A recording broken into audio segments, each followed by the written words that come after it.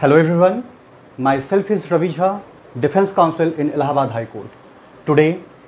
I am going to discuss with you the concept of bail, bond and sureties. अर्थात आज का जो topic है उसके ऊपर हम खास रूप से चर्चा करेंगे। बेल क्या है, बेल का ऑब्जेक्ट क्या है, बेल कैसे मिलती है, बेल किन केसेस में as a matter of right है आपका राइट, और बेल किन केसेस में as a discretion of court है उनके राइट के रूप में। सबसे पहले हमें यह समझना होगा कि we have different 4 sections which has been mentioned in the Code of Criminal Procedure 1973, जहां पर मुख्य रूप से चर्चा की गई है कि कौन कौन से ऑफेंसेस के लिए कहां कहां या किन किन सेक्शंस का सहारा आपको लेने की ज़रूरत है। अगर हमें बेलेबल ऑफेंस के अंदर बेल चाहिए, समझने की कोशिश कीजिएगा। If we are looking for a bail into the provision of bailable offence, so first we have to seek or we have to approach to the section number 436 of the Code of Criminal Procedure 1973. That means अगर किसी भी व्यक्ति ने कोई ऐसा अपराध किया है जो अपराध एक बेलेबल ऑफेंस की कैटेगरीज में फॉल होता है, अर्थात वो एक जमानतीय अपराध है, तो जाहिर सी बात है द मोमेंट जब वो कोर्ट के अंदर एप्लीकेशन फाइल करेगा रिगार्डिंग हिज बेल एप्लीकेशन, तो उसकी एप्लीकेशन का जो हेडिंग या जो टाइटल जाएगा वो सेक्शन 436 के तहत जाएगा। दूसरी बात, अगर किसी व्यक्ति ने कोई नॉन बेलेबल ऑफेंस किया है, यानी कि एक ऐसा अपराध जहां पर the police authority they don't have any kind of right to release that person on bail, that means only the court will have to apply their judicial discretion to whether that person is entitled to be released on bail or not। अर्थात non bailable offence एक ऐसा offence होता है जहां पर ultimately court को decide करना होता है कि इस व्यक्ति को जमानत देना उचित है या नहीं है। दूसरी बात, 438 जनरली हम एक बात सुनते हैं एंटीसिपेटरी बेल, दैट मीन्स अगर किसी व्यक्ति को यह लगता है कि उसने कोई नॉन बेलेबल ऑफेंस कमिट किया है और वो व्यक्ति उस नॉन बेलेबल ऑफेंस के तहत या तो अपराधी है और या तो वो एक सस्पेक्टेड इंसान है, और उसको ये भी लग रहा है कि there might be possibility he can be arrested at any time, तो वो बिफोर द एप्रोप्रिएट कोर्ट, चाहे वो कोर्ट ऑफ सेशन हो या चाहे वो हाई कोर्ट हो, वहां पे वो सेक्शन 438 का सहारा लेते हुए एंटीसिपेटरी बेल एप्लीकेशन को मूव ऑन कर सकता है। और लास्ट का जो सेक्शन है सेक्शन 439, बेसिकली ये पावर देता है कोर्ट ऑफ सेशन और हाई कोर्ट को कि you both court have decide कि whether that person is entitled to be released on bail और not in the cases of non bailable offences, but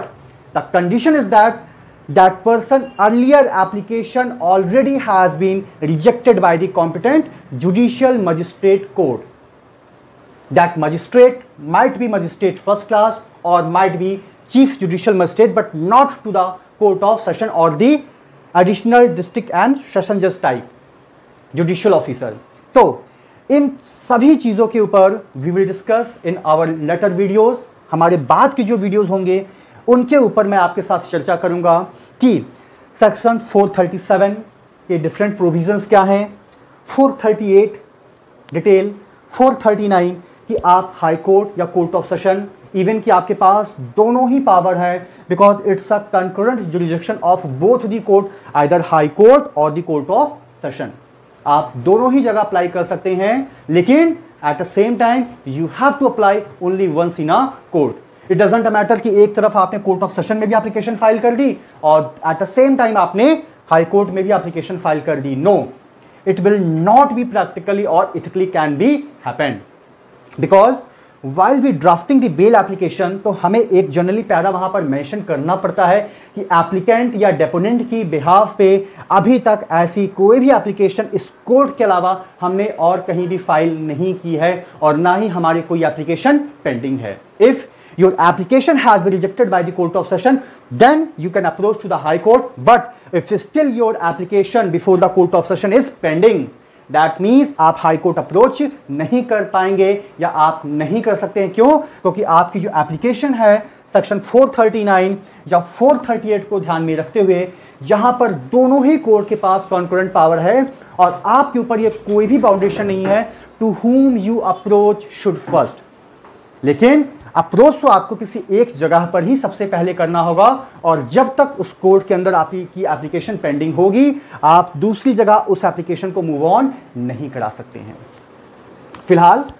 आज जो हम चर्चा करेंगे वो चर्चा करेंगे सिर्फ और सिर्फ सेक्शन 436 को ध्यान में रखते हुए, जहां पर साफ साफ जिक्र किया गया है बेलेबल ऑफेंस के रिगार्डिंग। अभी तक हमने अक्सर ये पढ़ा है कि बेलेबल ऑफेंस में bail as a matter of right है, आपको जमानत तुरंत दे दी जाएगी, लेकिन ये चीज बिल्कुल ही गलत है। Bail as a matter of right तो है, लेकिन if you are claiming your right तो first of all you have to do और you have to oblige certain kinds of terms and conditions. That means already you have to discharge your some legal duties. और वो duties क्या होती हैं, वो obligations क्या होते हैं, वो टर्म्स और कंडीशंस क्या होते हैं, उन सभी चीजों का जिक्र किया जाता है बॉन्ड के रूप में। बॉन्ड हमने कई बार अपने नॉर्मल लाइफ में सुना होगा। बॉन्ड बेसिकली होता कुछ नहीं है, ये होता क्या है, एक प्रकार के terms, conditions, rules and regulations का पुलिंदा। इनमें वो सारी चीजें कही जाती हैं जो कोर्ट आपसे उम्मीद करती है कि इस काम को आपको करना है या इस काम को आपको बिल्कुल भी नहीं करना है। बेल का मतलब है कि जमानत आप देते हैं। आपका मतलब है कि if you are behind the bar, so normally जो पर्सन आपको रिप्रेजेंट कर रहा है before the court in the picture of deponent, पैरोकार जिसको हम कहते हैं, वो आपकी जमानत के लिए कोर्ट के अंदर बहस करता है या अपने काउंसिल के जरिए करवाता है। कोर्ट को अगर लगता है कि वहां पर आपसे बॉन्ड लेने की जरूरत है, बॉन्ड का मतलब होता है एक प्रकार की सिक्योरिटीज, और आप उस सिक्योरिटी को श्योरिटीज से कोरिलेट बिल्कुल भी मत करिएगा, because surety is a person normally who took the responsibility of the applicant before the appropriate court की at the time of either investigation और at the time of either trial. It is our responsibility कि we will place that applicant before you, your lordship. तो sureties basically एक ऐसा व्यक्ति होता है जो उस एप्लीकेंट की जिम्मेदारी लेता है कि हुजूर मैं आपसे ये वादा करता हूं कि मैं इस व्यक्ति को अमुक दिन ट्रायल के टाइम पे कोर्ट के सामने लेकर आऊंगा। तो शायद इसीलिए कई बार जब कोर्ट जमानत देती है तो वो कुछ टर्म्स एंड कंडीशंस भी इंपोज करती है जिसको कि हम बॉन्ड कहते हैं, और जब कोर्ट को लगता है कि नहीं, we need some person who have to take the responsibility of that applicant, तो वहां पर कोर्ट उसी बॉन्ड में 2 श्योरिटीज, 3 श्योरिटीज या 1 श्योरिटीज की कंडीशंस को भी अटैच कर देती है कि हम आपको जमानत तो देंगे, बट फर्स्ट ऑफ ऑल आपको हमारे टर्म्स एंड कंडीशंस के ऊपर अपनी कंसेंट को देना होगा कि you have to follow, you have to obey these kind of rules and regulations, and apart from that you also have to carry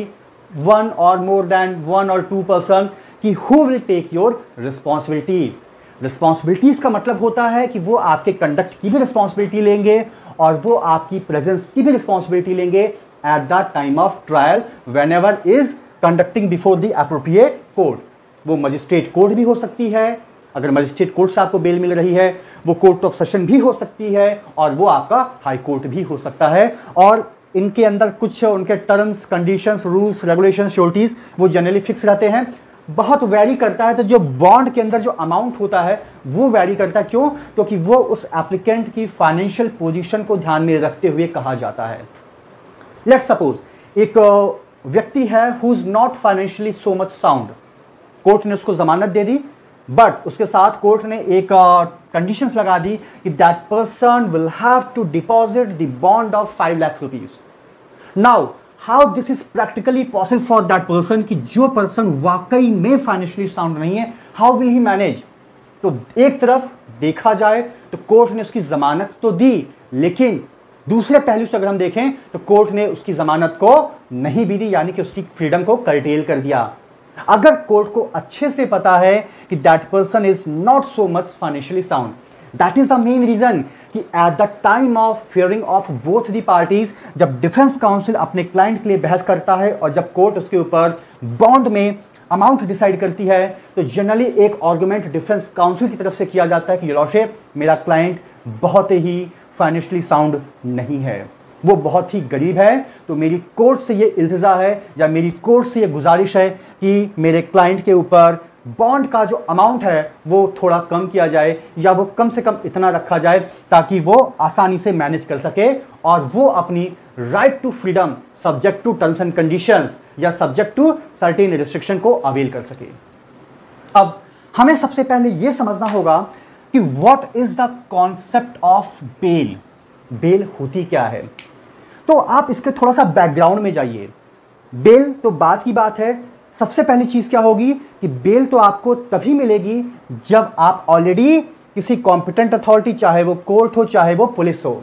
उसके द्वारा या तो आपको डिटेन किया गया हो या उसके द्वारा आपको अरेस्ट किया गया हो। तो ऑब्वियसली जब आप डिटेन होंगे या जब आप अरेस्ट होंगे उसके बाद ही आप बेल के लिए अप्लाई करेंगे। तो बेल बेसिकली क्या है, bail basically it's a kind of freedom from the release of custody as well as the detention। जब किसी भी व्यक्ति को अरेस्ट किया जाता है या उसको डिटेन किया जाता है तो जनरली वो व्यक्ति अपनी फ्रीडम चाहता है।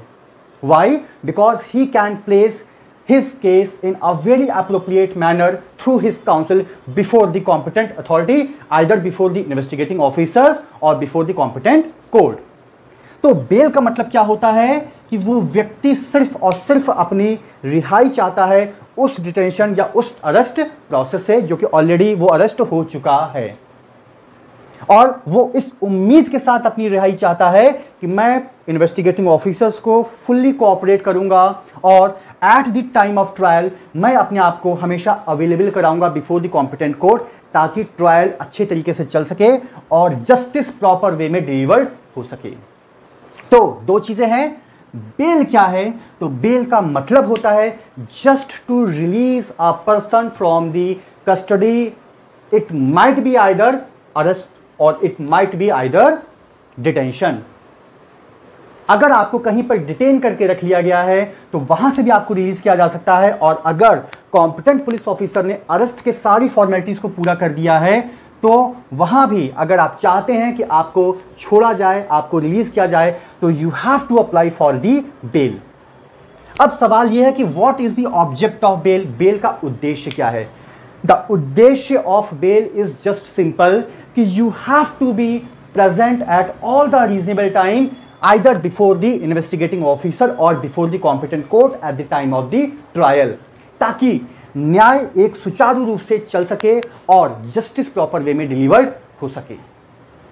सपोज करिए आपको जमानत मिल गई बेलेबल ऑफेंस में, इवन दो it's a matter of right, but उसके लिए आपको उनके कुछ टर्म्स एंड कंडीशंस को फुलफिल करना होगा, उनकी कुछ शर्तों और उनकी कुछ बातों को आपको मानना होगा। अगर आप उन बातों को नहीं मानेंगे तो even though you have committed a bailable offence, but despite of that you will not be released from the custody. It might be either police custody as well as the judicial custody। तो object bell का क्या है कि object ये है कि जब कभी भी आपको जमानत पर छोड़ा जाता है तो जाहिर सी बात है उसके बाद इन्वेस्टिगेशन का जो प्रोसेस है इट विल स्टार्ट। इन्वेस्टिगेशन के टाइम पे पुलिस ऑफिसर इन्वेस्टिगेट जब केस को करते हैं तो उनका काम है collection of evidences, recording the statement of the witnesses and all, to check and balance all the fact and the circumstances which is related to the appropriate case। और जब ट्रायल चलेगा तो ट्रायल में भी आपकी प्रेजेंस का होना बहुत सारे केसेस में ज़रूरी होता है। तो ऑब्जेक्ट बेल का सिर्फ दो ही चीज़ें हैं कि आपको हम इसलिए ज़मानत दे रहे हैं ताकि आप इन्वेस्टिगेशन में प्रॉपर कोऑपरेट करेंगे। अपार्ट फ्रॉम दैट जब आपके मुकदमे का ट्रायल चलेगा बिफोर द कॉम्पिटेंट कोर्ट तो उस दौरान भी आप अपने आप को अवेलेबल करेंगे ऑल द रीजनेबल टाइम ताकि जस्टिस प्रॉपर तरीके से डिलीवर्ड हो सके। अब जाहिर सी बात है बेल का मतलब पहले आपको मैं समझा चुका हूं कि ऑलरेडी वो व्यक्ति या तो अरेस्ट हो चुका होगा और या तो डिटेन हो चुका होगा। दूसरी बात कि यहां पर एक शब्द यूज किया गया है, वो शब्द है आपका अक्यूज्ड यानी कि अपराधी। इवन दो ट्रायल कंक्लूड होने के बाद जजमेंट आने के बाद ही हम किसी व्यक्ति को कहते हैं कि वो अपराधी है या वो अपराधी नहीं है। लेकिन क्रिमिनल जूरिस्प्रूडेंस में ये कहा जाता है कि you have to prove beyond the reasonable doubt कि that person has committed a offence. It doesn't matter कि what kind of offense has been committed by that person, whether it is bailable offense or the non-bailable offense। तो यहां पर word suspected use नहीं किया गया है, बल्कि word use किया गया है कि एक ऐसा व्यक्ति जिसने कोई ऐसा अपराध किया है जो कि नॉन बेलेबल बिल्कुल भी नहीं है, यानी कि वो कौन सा अपराध किया है, एक बेलेबल ऑफेंस किया है, और हमें अभी यह लग रहा है कि वो व्यक्ति क्या है, अपराधी है। सस्पेक्टेड भी हमने वर्ड उसके लिए वहां पर यूज नहीं किया है, हमने उसको यहां पर अरेस्ट किया या हमने उसको यहां पर डिटेन करके रखा है, दोनों शब्दों का यूज किया गया है। तो जाहिर सी बात है, अगर जब वो व्यक्ति पुलिस कस्टडी में है या जब हम उसको बिफोर द जुडिशियल मजिस्ट्रेट ले जा रहा है, उस दौरान अगर वो कुछ शर्तों को मानने के लिए तैयार होता है, या ये हम ये कहें कि अगर वो अपनी जमानत देने के लिए तैयार है, और उस जमानत देने के लिए हमें उसका पर्सनल बॉन्ड भी चाहिए। पर्सनल बॉन्ड का क्या मतलब है कि that person will have to be bound by the law to follow all the rules and regulations whatever has been imposed by us, either by the investigating officer और by the court, कि इस व्यक्ति को उन सभी बातों को मानना है जिन बातों का जिक्र हमने अपने बॉन्ड में किया है, and that person will have to be sign over that paper. Apart from that, अगर उनको लगता है कि नहीं, इस व्यक्ति का बॉन्ड हमने ले लिया, ये व्यक्ति अपनी जमानत देने के लिए तैयार भी है, लेकिन that person is a little bit notorious type, और हम इसको तब तक नहीं छोड़ेंगे जब तक कि इसके तरफ से कम एक या दो लोग नहीं आ जाते हैं who will take the responsibility कि मिस्टर आईओ और mister court, we will produce that person either before you or before the court whenever you needed or whenever you required, ताकि जस्टिस एक प्रॉपर तरीके से डिलीवर कर सके। और बार बार मैं जस्टिस वर्ड इसलिए यूज कर रहा हूं क्योंकि एफआईआर हो, चार्जशीट हो, ट्रायल हो, इन सब का जो बेसिक पर्पस या बेसिक ऑब्जेक्ट होता है वो सिर्फ ये होता है कि जस्टिस, न्याय मिल सके। जरूरी नहीं है कि किसी व्यक्ति ने के खिलाफ एफआईआर लॉन्च हो गई, चार्जशीट सबमिट हो गई, ट्रायल चल रहा है तो वो अपराधी है। हमने बहुत सारे ऐसे केसेस देखे हैं जहां पर उस व्यक्ति को बाइज्जत बरी भी किया जाता है by the hand of the competent court. अभी रिसेंटली एक केस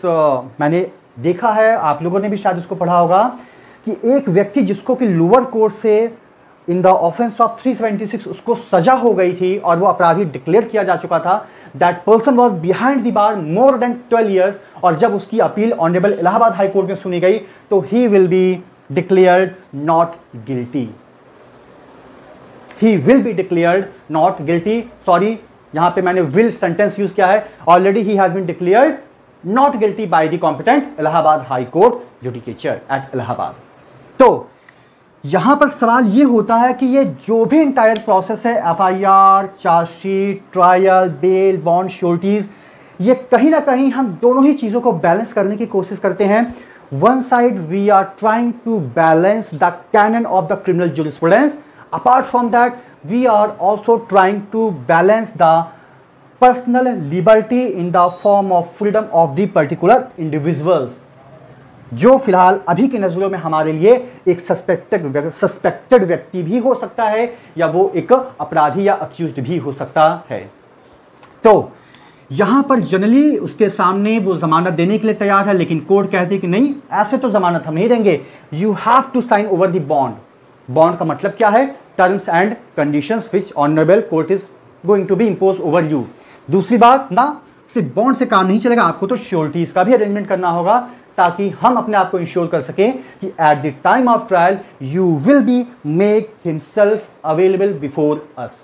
दूसरी बात क्या है कि सपोज करिए अगर किसी व्यक्ति को जमानत कोर्ट ने दे दी बेलेबल ऑफेंस में, या उसको थाने से ही जमानत जनरली मिल गई, लेकिन उसके अंदर कुछ टर्म्स एंड कुछ कंडीशंस लगाई गई थी, जिस कंडीशंस को जब तक वो व्यक्ति फुलफिल नहीं करेगा ही shall not be released at any cost. लेकिन अब सवाल यह है कि कौन ऐसा व्यक्ति है जिसके पास सारे सफिशिएंट मींस होंगे डिस्पाइट ऑफ दैट वो अपने आप को जेल में या पुलिस कस्टडी के लॉकअप में अपने आप को रखना चाहेगा? शायद कोई भी नहीं। तो सीआरपीसी में एक कॉन्सेप्ट को फ्रेम किया गया और ये कहा गया कि अगर कोई व्यक्ति जिसकी जमानत का ऑर्डर कोर्ट देने के लिए तैयार है, कंसर्न पुलिस ऑफिसर देने के लिए तैयार है, लेकिन उस व्यक्ति के पास श्योरिटीज नहीं है, उस व्यक्ति के पास उतना सामर्थ्य नहीं है कि वो कोई पर्टिकुलर अमाउंट एक बॉन्ड के रूप में सबमिट कर सके, तो वहां पर ये प्रिज्यूम किया जाता है कि you have to wait a maximum period और a minimum period of 7 days. अर्थात हम 7 दिन तक उस व्यक्ति को ऑब्जर्व करते हैं, चलो ठीक है ये आज नहीं कर पाया, ये कल कर लेगा, परसों कर लेगा, नेक्स्ट डे कर लेगा, लेकिन अगर 7 दिन तक वो व्यक्ति अपनी जमानत देने के लिए तो तैयार है, लेकिन वो बॉन्ड का अमाउंट नहीं दे पे कर सकता, या समाज का कोई भी ऐसा व्यक्ति नहीं है जो कि आके उसकी श्योरिटी ले। लेकिन ये चीजें मैं सिर्फ बेलेबल ऑफेंस में कर रहा हूं,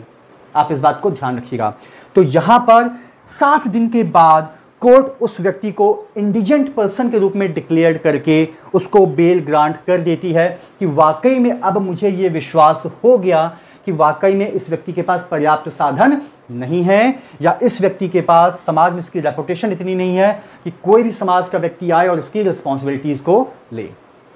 लेकिन उसने चूंकि एक बेलेबल ऑफेंस कमिट किया है, और बेलेबल ऑफेंस में आपको भी पता है कि it's a matter of right but subject to some kind of fulfillment of your legal duties from your hand. After that, you can avail as a matter of right into the offense of bailable in nature.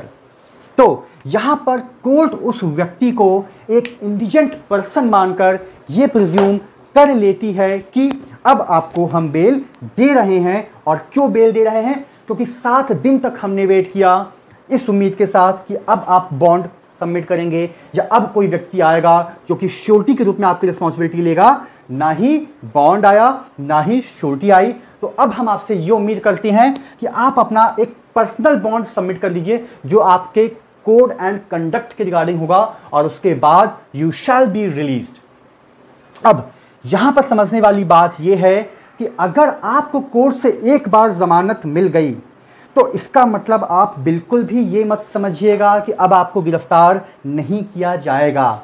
You shall not be arrested till you are complying the contention or you are complying the rules and regulation of your respective bond paper. The moment you will breach your bond papers, the moment whenever you will breach your terms and conditions which has been mentioned in your bond paper, that means you will be thrown behind the bar. आपको जब भी जमानत दी जाती है उसके साथ कुछ terms and conditions होते हैं कि आपको इस दिन इस जगह पर अपने आप को अवेलेबल कराना है, इन्वेस्टिगेटिंग ऑफिसर्स को आपको कोऑपरेट करना है ताकि वो अपनी इन्वेस्टिगेशन को एक बेहतर तरीके से, एक जस्टिफाइड तरीके से एग्जीक्यूट कर सके। लेकिन ना तो आप उसको कोऑपरेट कर रहे हैं,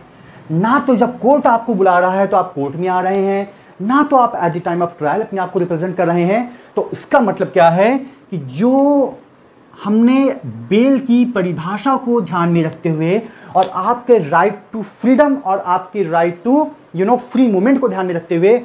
हमने जो उस बेल के उद्देश्य का पालन किया, जिस जमानत के उद्देश्य का पालन किया, आपकी तरफ से वो हमें इनपुट नहीं देखने को मिल रहा है। हमने तो किया, हमने आपको जमानत दी, आप इंडिजेंट नजर आए, हमने आपसे सिर्फ पर्सनल बॉन्ड लिया, हमने आपसे कोई श्योरिटीज भी नहीं ली, लेकिन हमें आपसे ये उम्मीद थी कि आप कम से कम एविडेंस को टेम्पर्ड नहीं करेंगे, आप किसी को इंड्यूस नहीं करेंगे, आप प्रॉपर कोऑपरेट करेंगे, आप देश छोड़कर कहीं नहीं जाएंगे। इवन दो ये जो सारी चीज़ें हैं ये 437 के क्लॉज में मेंशन्ड है, लेकिन आप तो कुछ भी नहीं कर रहे हैं। तो इसका मतलब क्या कि subsequently whenever you will be arrested in the same offence you shall not be released on bail. क्यों? क्योंकि एक बार हमने आपके कोड एंड कंडक्ट को ऑब्जर्व कर लिया। अगर आप वाकई में इतने ट्रांसपेरेंट होते, इतने पवित्र होते, तो जाहिर सी बात आप ब्रीच नहीं करते। Already you have breached our terms and conditions which has been incorporated in the form of bond. तो जाहिर सी बात है कि अब आपको दोबारा से रिलीज नहीं किया जाएगा, और अगर कोर्ट करती भी है तो जाहिर सी बात है कि वो बहुत ही ज़्यादा हार्श टर्म्स, कंडीशंस, बॉन्ड और श्योरिटीज आपके ऊपर इंपोज कर देगी। तो तो ये एक छोटा सा सिंपल कॉन्सेप्ट था बेलेबल ऑफेंस से रिलेटेड, जिसका जिक्र section 436 of the code of criminal procedure में किया गया है, जो बेसिकली ये बताता है कि बेलेबल ऑफेंस में even though bail is a matter of right, but despite of that आपको कुछ टर्म्स एंड कंडीशंस को फुलफिल करना होगा। वो टर्म्स एंड कंडीशंस आपके सामने 3 रूप में होंगे। पहला, जमानत, मतलब you have to file certain applications, you have to make certain paper work before the appropriate authorities. दूसरी बात, आपको बॉन्ड देना होगा, वो आपका पर्सनल बॉन्ड भी हो सकता है। दूसरी बात, आपको श्योरिटीज का अरेंजमेंट भी करना होगा अगर कोर्ट की ऐसी रिक्वायरमेंट आपकी साइड से होती है। तो इसके अलावा अगर किसी व्यक्ति को कोर्ट से जमानत दे दी जाती है तो जाहिर सी बात है, जमानत का मतलब क्या होता है कि आपको इन टर्म्स, कंडीशंस, बॉन्ड और श्योरिटीज का अरेंजमेंट करिए। उसके बाद ये ऑर्डर कोर्ट से जाता कहाँ पे है, कॉम्पिटेंट जेलर के पास जाता है, और उसके बाद जब जेलर देख लेता है कि हाँ इस व्यक्ति के घर वालों ने या इस व्यक्ति ने फला फला टर्म्स एंड कंडीशंस को फुलफिल कर दिया, तो उसके बाद वो उसको रिलीज कर देगा। लेकिन अगर वो चीजें नहीं होती हैं तो आपको रिलीज नहीं किया जाएगा। लेकिन अगर 7 दिन हो गए और 7 दिन कंप्लीट होने के बाद भी आप बॉन्ड सबमिट करने की पोजीशन पे नहीं है या आप श्योरिटीज प्रेजेंट करने की पोजीशन पे नहीं है, तो कोर्ट सिर्फ और सिर्फ आपसे पर्सनल बॉन्ड लेकर आपको रिलीज कर देता है,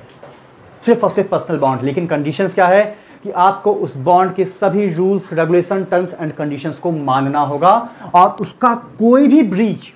ये माना जाएगा कि you are disobeying the order of the appropriate court, और आपको जब भी आप पकड़ में आएंगे या सब्सिक्वेंटली आप किसी भी उसी केस में आपको अगर लाया गया तो you will be thrown behind the बार। उसके बाद तब आप रिलीज होंगे, जब तक कि आप उस बॉन्ड, उस श्योरिटीज वगैरह का अरेंजमेंट नहीं कर देते हैं। तो it's all about the whole concept of the bail in a bailable offence which has been mentioned in section 436 of the Code of Criminal Procedure 1973. आगे के लेक्चर्स में one by one we will discuss the concept of bail in non-bailable offences in context to judicial magistrate and chief judicial magistrate, क्योंकि court of session और high court के पास जो power है वो section 439 में फॉल करती है। और एक और भी टॉपिक है जो डील करता है एंटीसिपेटरी बेल एप्लीकेशन से, जहां पर एक व्यक्ति को उसकी गिरफ्तारी से पहले ही अगर वो अपने लिए इस ऑर्डर का अरेंजमेंट कर पाता है, टर्म्स एंड कंडीशंस को फुलफिल करने के लिए तैयार है, तो उसको गिरफ्तार करने की ज़रूरत नहीं है। इवन दो कि एफआईआर लॉन्च हो जाएगी, पुलिस वाले आएंगे, he will show that kind of order before the appropriate officer and he shall be immediately release from the police custody. लेकिन वो कोऑपरेट फिर भी करेगा इन्वेस्टिगेटिंग एजेंसी को। तो thank you so much to all of you for listening me patiently. Thank you so much.